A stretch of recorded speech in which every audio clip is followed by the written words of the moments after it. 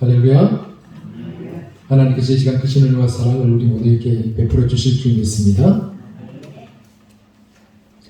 지난 2018년이었죠. 우리 양동교회가 창립 70주년을 맞이하게 되었습니다. 그래서 창립 70주년 기념으로 김순조 선교사님이 사역하고 계신 캄보디아에 우리가 70주년 기념센터를 짓게 되었죠.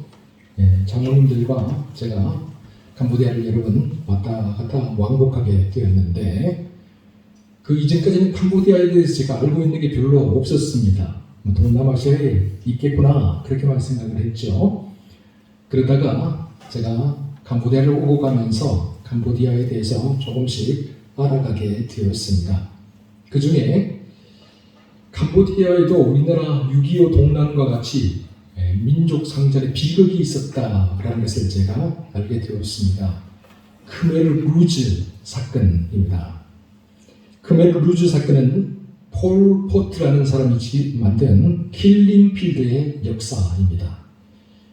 폴 포트는 캄보디아의 분홍의 아들로 태어나서 프랑스로 유학을 다녀온 사람입니다. 그런데 프랑스 유학 도중에 공산주의 사상에 물들게 돼요. 프랑스 유학을 마치고 캄보디아로 돌아온 폴 포트가 크메르 루즈라는 공산당을 만들어서 캄보디아의 정권을 장악하게 되죠. 그때부터 1974년부터 피해 숙청이 시작이 되었습니다. 폴 포트는 자기에게 반대하는 사람들뿐만 아니라 조금이라도 문제의 소지가 될 만한 사람들은 모조리 잡아주겠습니다.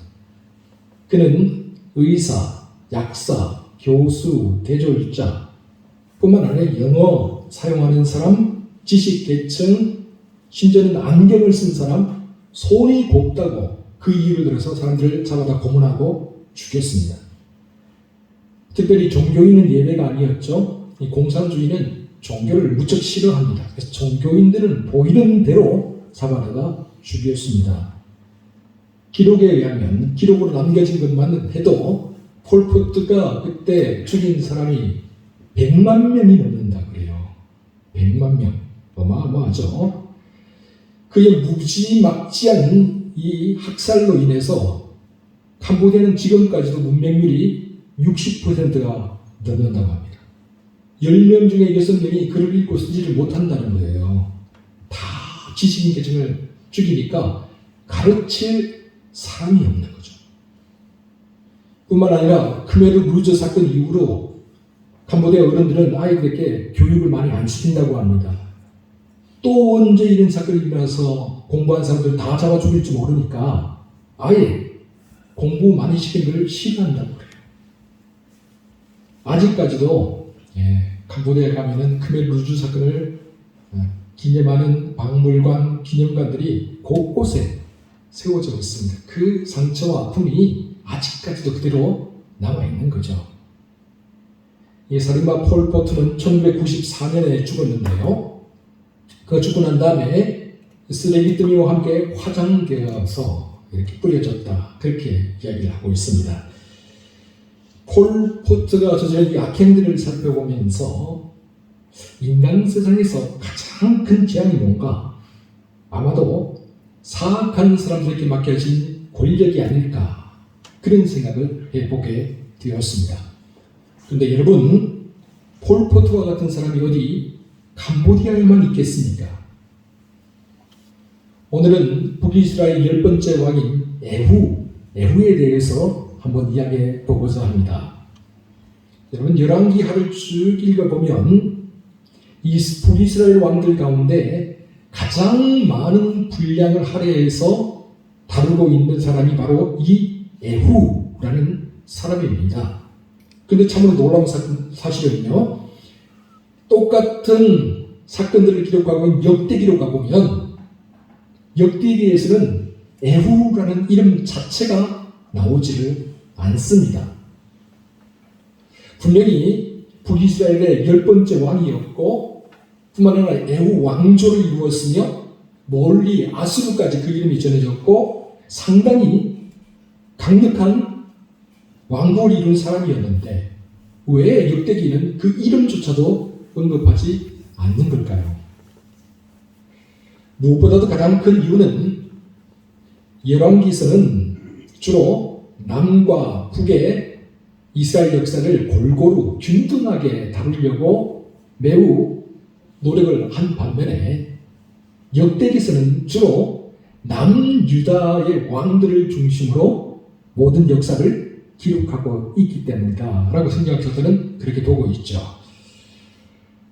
열왕기하에 나오고 있는 애후의 이야기를 크게 세 부분으로 나누어서 우리가 살펴보고자 합니다. 먼저 첫 번째 부분은 오늘 우리가 읽은 본문인데요. 본문 1절을 한 목소리로 같이 한번 읽어보겠습니다. 시작.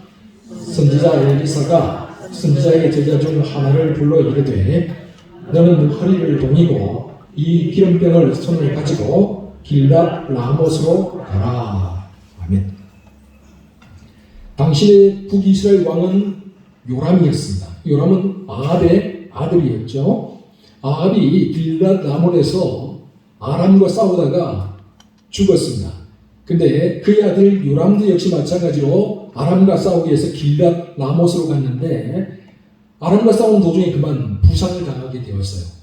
그래서 길랏 라못에서 치료를 하기 위해서 이스라엘로 내려오게 되었습니다. 이런 상황에서 대부분의 군사들과 군대 장관들은 길랏 라못에 머무르고 있었죠. 아람과 대치하면서. 그런데 엘리사가 젊은 선지자 한 명을 이 길랏 라못으로 보내면서 애후에게 기름을 부어서 왕으로 삼으라. 그렇게 이야기를 했습니다. 우리 본문 6절, 7절 같이 한번 또 읽어보도록 하겠습니다. 6절, 7절입니다. 시작.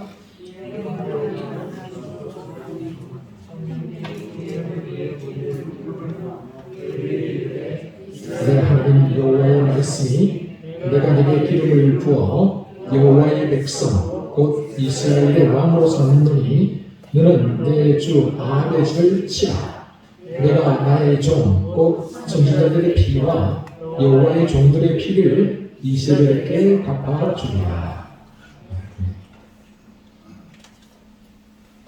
엘리사가 보낸 젊은 선지자가 애후에게 기름을 부어 왕으로 삼으면서 말합니다. 아합의 집을 치라. 왜 그렇습니까? 그가 선지자들의 피, 여호와의 종들의 피를 흘렸기 때문이다. 내가 이 피를 이스라엘에게 갚아주리라. 여러분, 이게 참으로 어마무시한 말씀이었습니다.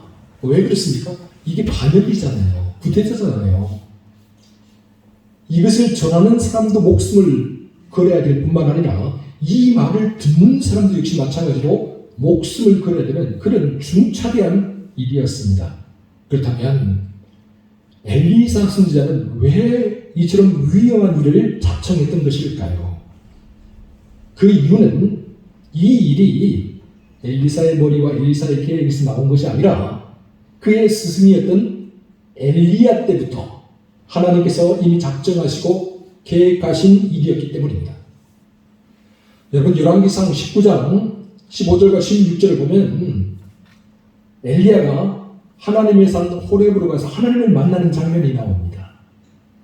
하나님을 만난 엘리야가 세 가지 사명을 부여받게 되죠. 첫 번째 사명이 뭐냐? 자기의 제자인 엘리사를 후계자로 삼으라는, 기름을 부어서 후계자로 삼으라는 사명이었고, 두 번째 사명은 아람으로 가서 아람의 하사엘에게 기름을 부어서 아람의 왕으로 삼으라는 거였고, 세 번째 사명이 뭐냐? 세 번째 사명이 바로 애후에게 기름을 부어서 북이스라엘의 왕으로 삼으라는 것입니다. 그런데 안타깝게도 엘리야는 이 세 가지 사명을 다 이루지 못했어요. 첫 번째 사명인 엘리사에게 기름을 부어서 후계자로 삼으라는 이 사명만 이룬 채 하늘로 승천해버리고 말았죠. 나머지 두 가지 사명을 어떻게 합니까? 이 두 가지 사명이 고스란히 그의 제자 엘리사에게 이어지게 되었다라는 것이죠. 하사엘에게 기름을 부어서 아람의 왕이 되게 하는 것과 애후에게 기름을 부어서 이스라엘 왕이 되게 하는 것은 그의 제자 엘리사에게 넘어가게 된 것입니다. 그리고 때가 되자 엘리사는 자기에게 주어진 이 사명을 이루기로 마음먹었던 것입니다. 사랑하는 성도 여러분, 이처럼 사명은 반드시 이루어집니다. 당대에 다 완성이 될 수도 있지만 당대에 다 완성이 못되면 후손에 우리 자손들에 의해서 이 사명은 반드시 이루어지게 됩니다. 중요한 것은 하나님께서 주신 사명이 시간이 지났다고 해서 사라지거나 바뀌지 않는다는 거예요. 사명은 반드시 이루어집니다. 여러분, 아브라함을 기억해 보세요. 아브라함의 아버지 데라가 갈대 우르를 떠나서 가나안 땅으로 가고자 하는 마음을 품었다라고 성경이 이야기합니다. 그래서 실제로 갈대 우르를 떠나서 가나안 땅으로 찾아가죠. 근데 찾아가는 도중에 하란에 머물게 되고 그 하란에서 데라가 죽게 돼요. 그럼 이게 다 끝났을까요? 아닙니다. 그 꿈과 그 사명이 그의 아들 아브라함에게 이어져 아브라함이 다시 가나안 땅으로 와서 그 가나안 땅을 기업으로 차지하게 되었죠. 다윗도 역시 마찬가지입니다. 여러분, 다윗이 하나님의 성전을 짓고 대한 열망을 가슴에 품고 살았어요. 그 소원, 간절한 소원을 가슴에 품고 살았어요. 그런데 하나님이 다윗에게 너는 아니야. 너는 너무 많은 피를 흘렸어. 너의 자식이, 내 몸에서 날 너의 자식이 성전을 지을 거야. 그래서 다윗의 이 간절한 열망, 간절한 소망이 언제 이루어집니까? 그의 아들 솔로몬에게 내려가 솔로몬의 때 이루어지게 된다라는 것이죠. 이처럼 하나님께서 엘리야에게 주셨던 이 사명, 그 세 가지 사명 중에서 두 가지가 그의 제자 엘리사를 통해서 이루어지게 되는 것을 우리가 보게 됩니다. 여러분, 오늘도 역시 마찬가지죠. 우리 각자에게도 하나님 주신 사명이 분명히 있습니다. 때로는 우리가 그것이 무엇인지 모르고 희미할 때가 있죠. 그럴 때일수록 우리는 이 사명을 깨닫게 해달라고 간절히 기도해야 합니다. 사명이 없는 사람은 없어요. 하나님이 사명을 주지 않고 우리를 이 땅에 내려보지 않으셨어요. 우리가 단지 그 사명을 깨닫지 못하고 있을 뿐이죠. 간절히 기도해야 됩니다. 그래서 사명을 깨달았으면 이제 이 사명을 위해 달려가야 합니다. 우리가 다 이루지 못하면 우리 후세에 우리 자손들이 이룰 수 있도록 우리 이 사명을 잘 넘겨줘야 됩니다. 그러므로 언제나 사명을 따라서 살아가는 삶, 그리고 사명을 이루기 위해 달려가는 삶을 살아가는 저와 여러분 모두가 될 수 있기를 주의 이름으로 축원합니다. 다음으로 두 번째 부분은 이제 에후가 하나님의 명령을 준행하는 내용입니다. 열왕기하 9장 36절을 보면 이렇게 되어 있습니다. 돌아와서 전하니 에후가 이르되 이는 여호와께서 그 종 비셉 사람 엘리야를 통하여 하신 말씀이라. 이르시기를 이스라엘 토지에서 개들이 이세벨의 살을 먹을지라. 기름 부음을 받은 에후가 미친 듯이 말을 몰아서 이스라엘로 달려갔습니다. 왜 그렇습니까? 이스라엘에 요람 왕이 부상을 치료하기 위해서 요한자가 있었기 때문에 그 요람을 처단하기 위해서, 처리하기 위해서 달려간 것이죠. 성경을 보면 에후는 말을 마치 미친 듯이 몰았다라고 되어 있어요. 그러다 보니까 성벽에서 파수하던 사람 보니까 미친 듯이 말을 몰고 오는 사람이 있는 거예요. 에후인 것을 알아봤죠. 그래서 요람 왕이 성벽 위에서 에후를 향해 말합니다. 에후야, 평안을 가지고 오는 것이냐? 그러자 에후가 이렇게 대답을 했죠. 너의 어머니 이세벨의 음행과 술수가 이렇게 많은데 어찌 평안하기를 원하느냐? 이 말을 듣고 요람이 도망을 가기 시작합니다. 그런데 에후가요, 도망가는 요람을 향해서 화살을 쏘았는데 그 화살이 요람의 염통을 뚫고 지나가 버렸다. 그렇게 되어 있습니다. 결국 요람은 그 병거에서 즉사하고 말았죠. 이에 에후는 요람의 시체를 이스라엘 나봇의 밭에 던지게 합니다. 요람의 아버지 아합이 강제로 빼앗고 나봇과 그에 속한 사람을 다 죽여버렸던 그 억울함과 눈물이 있는 그 밭에 아합의 아들 요람의 시체를 던지게 합니다. 그랬더니 성경을 보면요, 지나가던 개들이 그 시체를 다 먹어버렸다라고 되어 있습니다. 요람을 죽인 후에 에후가 이번에는 요람의 어머니이자 아합의 아내인 이세벨을 처단하기 위해 달려갑니다. 이세벨이 이 소식을 듣고 창문에 2층 높은 창문에서 앉아서 화장을 한 채 에후를 기다리죠. 그리고 에후가 다가오자 이렇게 말합니다. 주인을 죽인 너 시므리여 평안하냐? 이에 에후가 얼굴을 들어서 창문을 바라보면서 이렇게 외치죠. 내 편에 설 자가 누구냐? 그러자 넷이 2명이 두어 명이 얼굴을 내밉니다.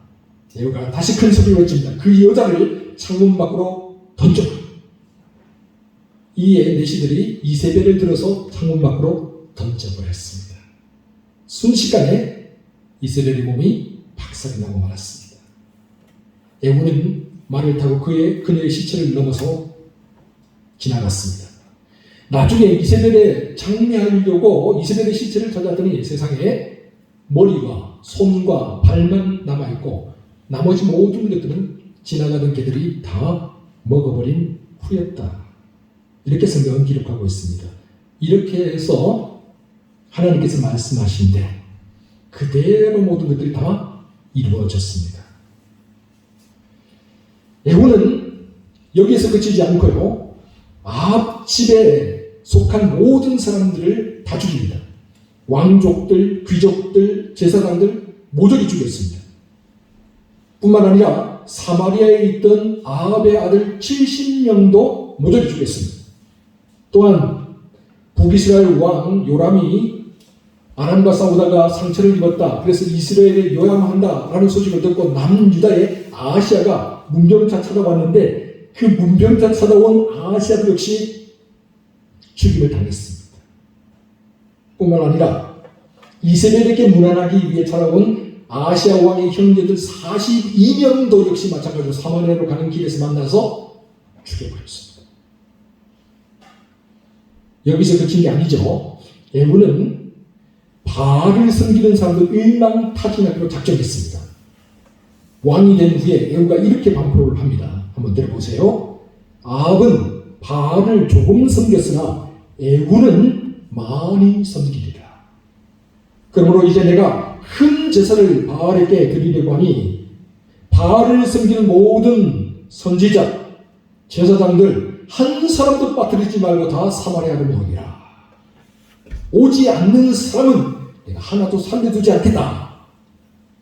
왕이 된 에후가 이렇게 반포하니까 바알을 섬기는 모든 사람들이 사마리아로 다 몰려들었습니다.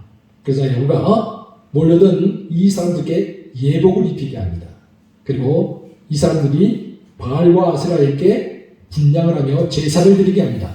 제사가 끝나는 순간 에후는 매복시켜준 군사들을 시켜서 예복을 입은 사람은 한 사람도 안 입은 다 죽이라고 말합니다. 그 자리에서 바알과 아세라를 섬기는 사람이 다 몰살을 당했습니다. 그만 아니죠. 바알과 아세라 산을 찍어서 불에 태워버리고 바알과 아세라를 섬기는 산당을 화장실로 만들어 버렸습니다.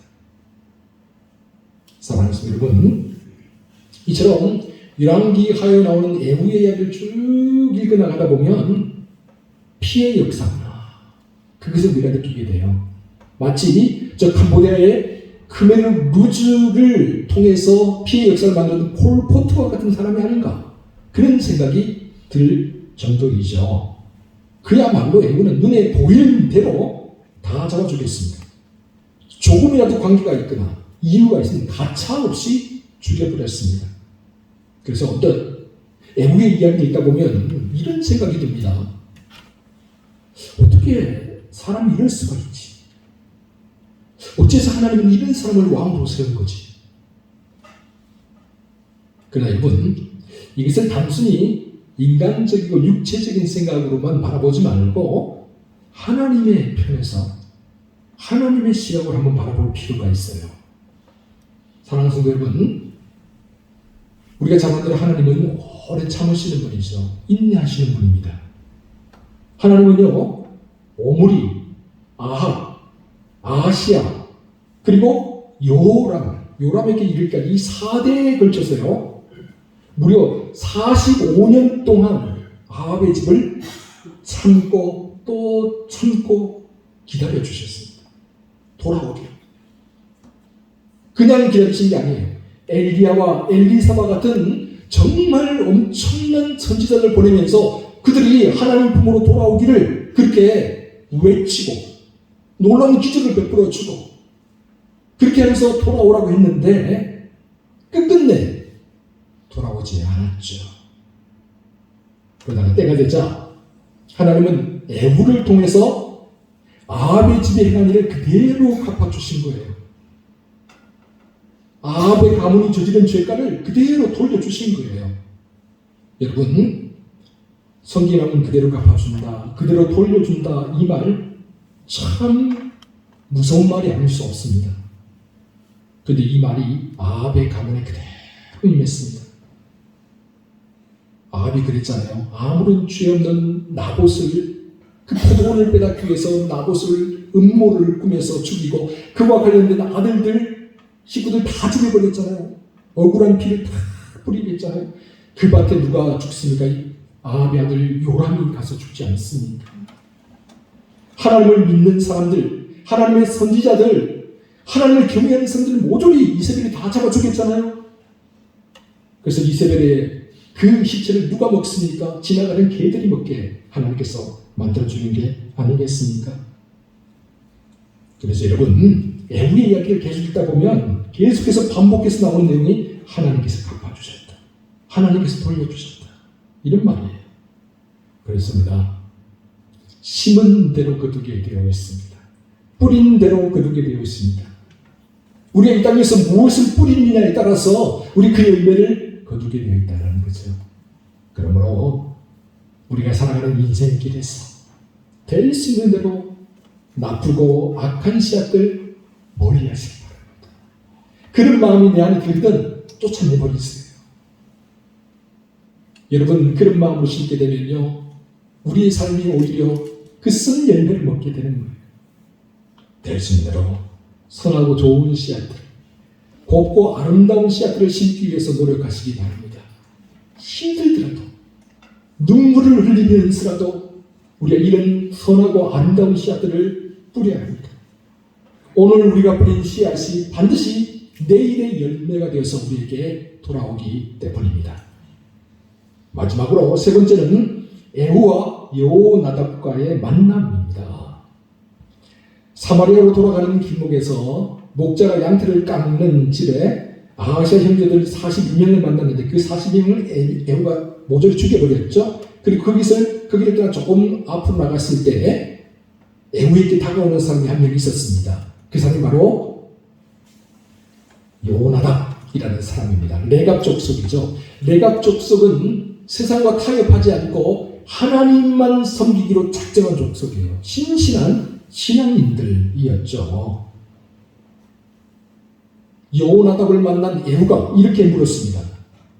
여호나답아, 내 마음이 너를 향해 진실함과 같이 너의 마음도 나를 향해 진실하냐? 그러자 여호나답이 에후에게 대답했죠. 그렇습니다. 당신을 향한 내 마음 역시 진실합니다. 에후가 여호나답을 자기 병거에 태웠습니다. 에후는 여호나답이 자기와 함께한다는 사실을 무척 기뻐했습니다. 그렇다면 왜 에후가 여호나답을 그렇게 기뻐했을까요? 왜 자기 병거에 태웠을까요? 여러분, 에후는 자신이 하는 일의 명분과 정당성을 얻어야 했어요. 또한 사람들에게 자기가 하는 일이 정말 공평하고 정의로운 것이라는 사실을 밝혀야 했어요. 그래서 누구라도 인정하는 진실한 신앙을 가진 레갑 족속의 자손이었던 여호나답을 영입했던 거죠. 에후는 진실한 신앙인이었던 여호나답을 통해서 먼저 하나님께 인정을 받고 싶었고, 다음으로는 이스라엘 백성들에게도 인정받기를 원했던 것입니다.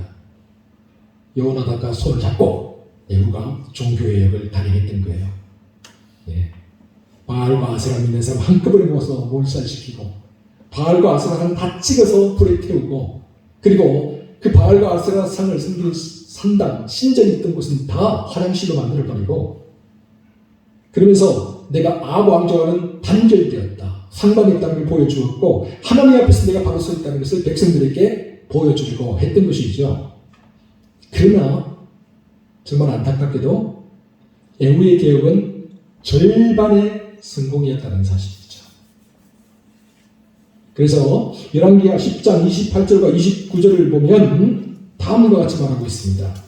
애후가 이와 같이 이스라엘 중에서 바알을 멸하였으나 이스라엘에게 범죄하게 한 느바세 아들 여로보암의 죄, 곧 베델과 단에 있는 금송아지를 섬기는 죄에서는 떠나지 아니하였더라. 애후가 요나답과 손을 잡고 종교 개혁을 단행했어요. 자기가 하나님 편에 서 있다는 걸 백성들에게 보여주었어요. 바알과 아세라 믿는 사람 다 죽였잖아요. 바알과 아세라 상 다 무너뜨렸잖아요. 그 신전도 화장터로 만들었잖아요. 그런 예후였습니다. 그런데 그런 예후가 결국 하나님께로 돌아갔느냐? 그렇지 않았어요. 그런 예후가요, 베델과 단에 있는 금송아지 우상에게로 돌아갔습니다. 이게 어찌된 일인가요? 도대체 그 이유가 무엇일까요?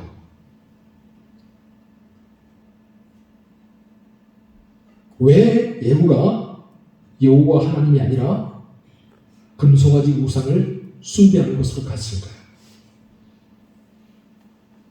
여기는 아무래도 정치적인 이유가 있을 가능성이 높습니다. 다시 말해서 베델과 단에 세워진 금송아지 우상을 부정하게 되면 북이스라엘 시조 여로보암을 부정하게 되는 거예요. 왜요? 북이스라엘 시조인 여로보암이 베델과 단에 산당을 만들고 금송아지 우상을 만들면서 이것을 섬기라, 그렇게 이야기를 했잖아요. 그렇게 되면 애후는 정통성, 북이스라엘 정통성을 잃어버리게 되는 거죠. 그렇기 때문에 돌아갔을 것이다. 두 번째 이유는, 여러분 만약에 애후가 여호나답과 함께 나는 이제부터 여호와 하나님을 섬기겠다라고 이야기를 하게 되면 문제가 생깁니다. 어떤 문제가 생깁니까? 이스라엘에서 바알과 아세라를 섬기는 신전은 다 화장실이 되어버렸습니다.